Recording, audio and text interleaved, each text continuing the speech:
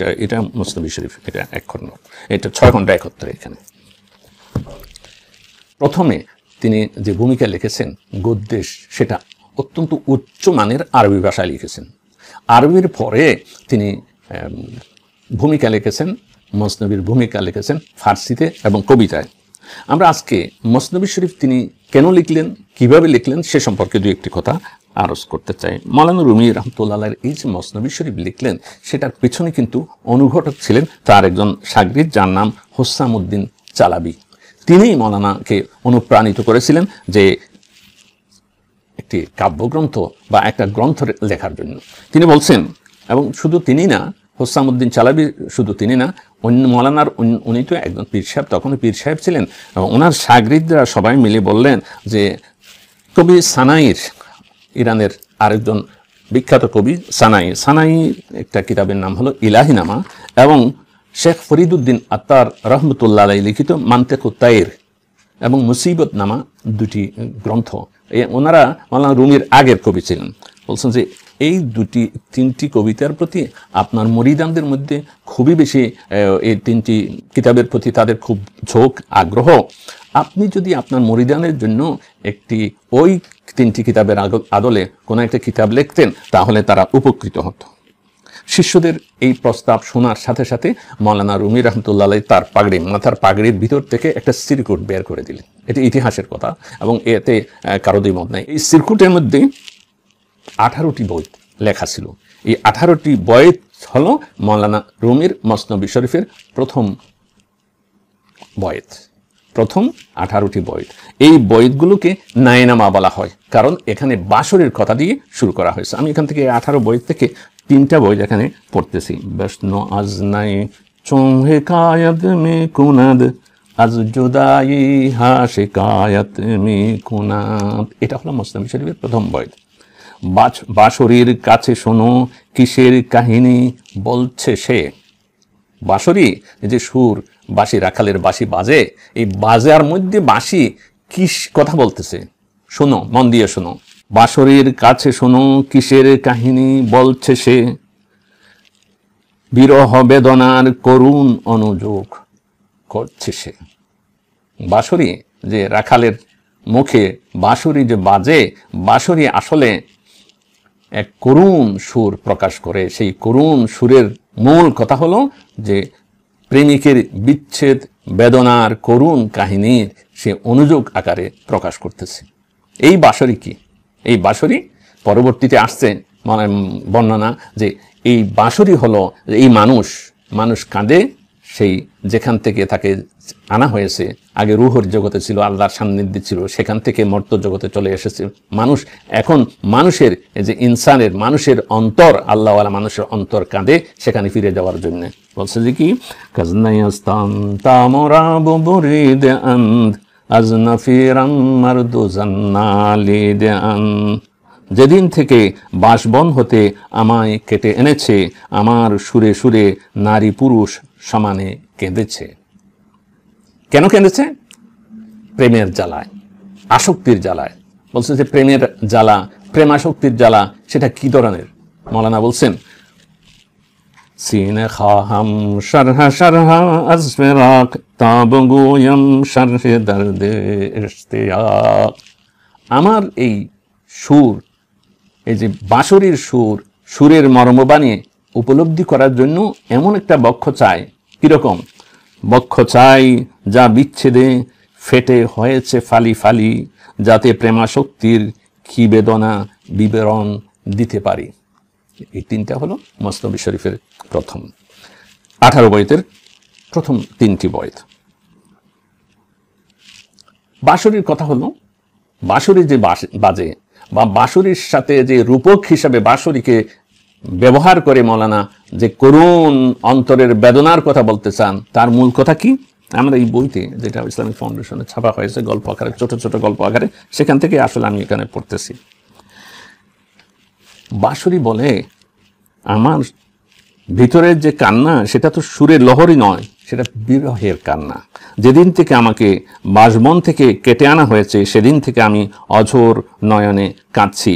আমার কান্নারুলের সহমর্মী হয়েছে জগতের যত বিরোহী ক্ষতবিক্ষত হৃদয় প্রেমাসক্ত ছাড়া আমার কান্নার রহস্য বুঝবে না অন্যরা।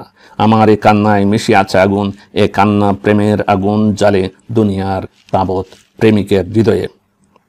মৌলানা বলছেন, মানুষের এই যে রূহ, তার আদি অধিবাস হচ্ছে রুহের জগৎ, আলমে আরওয়াহ।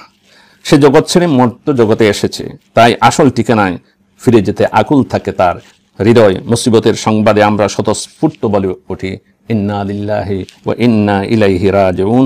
আমরা আল্লাহর কাছ থেকে এসেছি, আল্লাহর জন্যে নিবেদিত, আল্লাহর জন্যে আছি এবং তার কাছেই ফিরে যাব।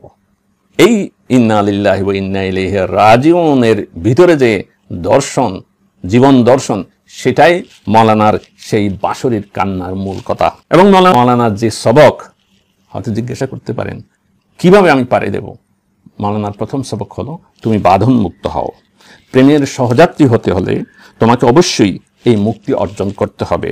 আমার এই প্রেমই তোমাকে মুক্ত করতে পারবে সেই বাঁধন থেকে। এর জন্য হৃদয়ের সংযোগ ঘটাতে হবে বিশ্বপ্রেমের সাথে। হৃদয়ের সেই সংযোগ কিভাবে সম্ভব? হৃদয়ের জমিনে রহমতের বরিশনের পথ কোনটি? মৌলানা বলছেন, তা হচ্ছে লোভ ও মোহের বাঁধন হতে মুক্তি। বন্দে বুকসল বাস আজাদ আই পেসার চান্দবাসী বন্দে সিমো বন্দে জার। বাঁধন ছিন্ন করো, মুক্ত স্বাধীন হও, ওহে মোর বৎস। আর কতকাল থাকবে স্বর্ণ ও রূপায় শিকলবদ্ধ।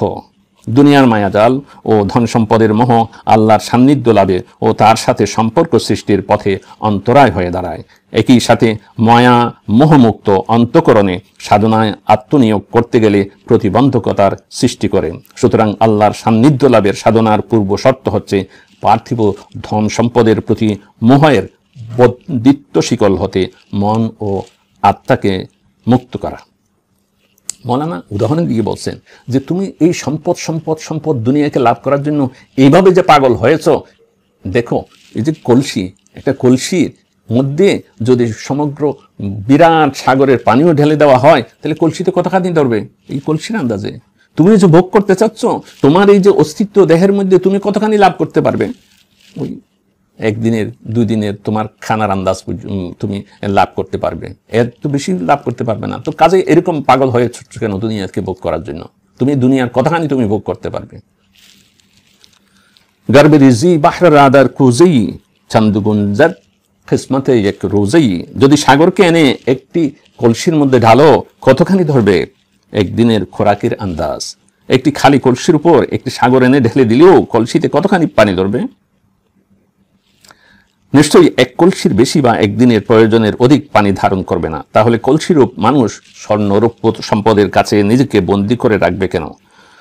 জগতের যাবতীয় সম্পদ অর্জন করলেও সে তো সব নিজে খেতে পারবে না, ভোগ করতে পারবে না।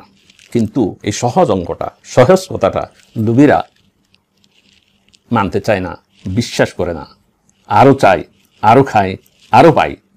এর পিছনেই জীবনটা বরবাদ হয়ে যায়। অশান্তিতে তারা এই অস্থিরতার মধ্যে দিন কাটায়। মৌলানা বলছেন, কোজেয়ে চশমে হারিসান পুরনাসুদ তা সাদাফ খা নেনাসুদ পুর দুর্নাসুদ।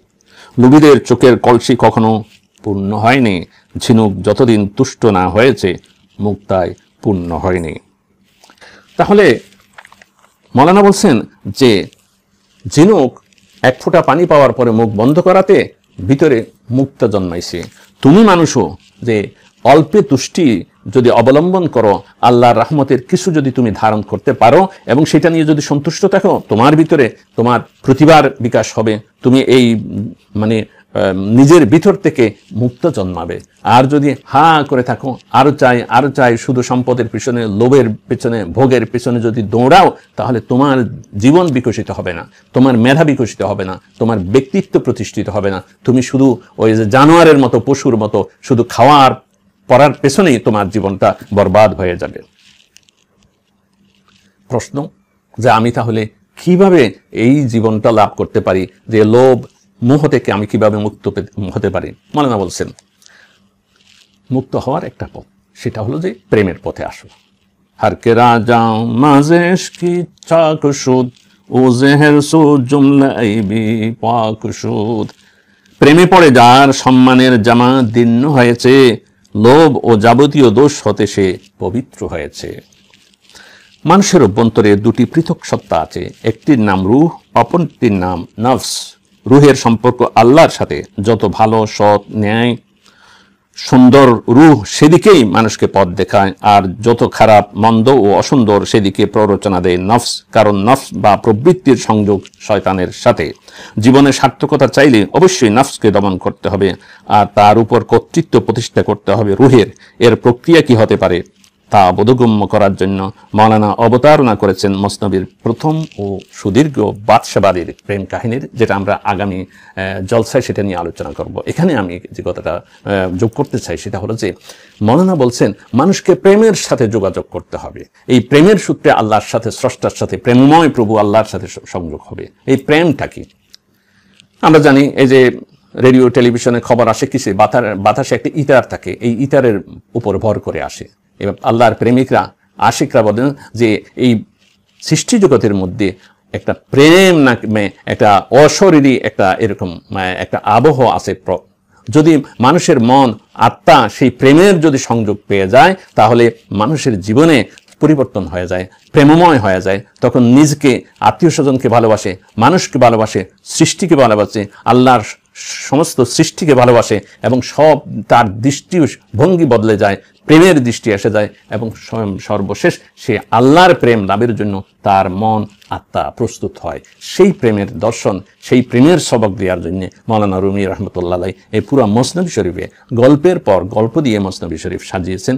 এবং মসনবীর মজার ব্যাপার হলো, মসনবীর প্রথম গল্পটা হলো বাদশাহ তার দাসীর প্রতি আসক্ত হওয়ার কাহিনী, যেটা আমরা আগামী আসরে সেটার উপরে আলোচনা করব ইনশাআল্লাহ।